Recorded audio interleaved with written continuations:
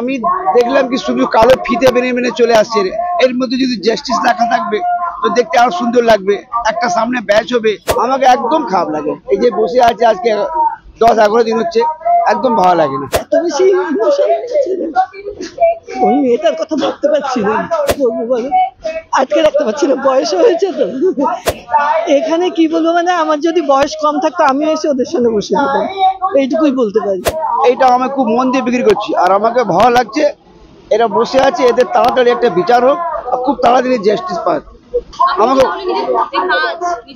আমি আমি দেখলাম কি শুধু কালো ফিতে মেনে মেনে চলে আসছে। এর মধ্যে যদি জাস্টিস লেখা থাকবে তো দেখতে আরো সুন্দর লাগবে। একটা সামনে ব্যাচ হবে, তো দেখতে আরো সুন্দর। সেই জন্য মাথা দিয়ে আমি এটা তৈরি করলাম।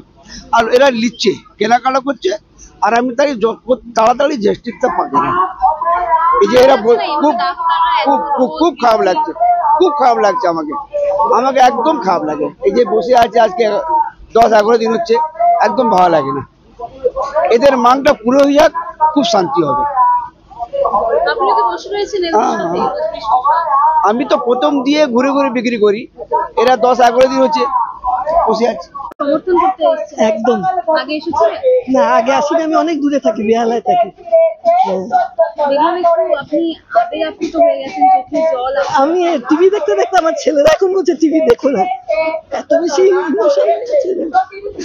ওই মেয়েটার কথা ভাবতে পারছি না, এত কষ্ট, এত কষ্ট, ওর মা বাবার কি কষ্ট, কি করবো বলো, আটকে রাখতে পারছি না, বয়স হয়েছে তো। না, আমি আগে আসিনি, আমি বললাম আমি অনেক দূরে থাকি তো, আজকেই এসছি। তিলোত্তমার মা, যিনি নিজের মেয়েকে হারিয়েছেন এবং তার বিচারের জন্য এভাবে যে এক সপ্তাহ ধরে, মানে আপনার ছেলে মেয়ের বয়সী তারা এক সপ্তাহ ধরে পথে বসে রয়েছেন, এখানে কি বলবো, মানে আমার যদি বয়স কম থাকতো আমি এসে ওদের সঙ্গে বসে যেতাম, এইটুকুই বলতে পারি। ঘরে বসে বসেই দেখছি, অনবরত আছি। আজকে আমি আর কি, মানে আমি আউটস্টেশন ছেলেদের কাছে চলে যাবো, আমি বললাম যে না, একবার দেখা করেই আসি ওদের সঙ্গে।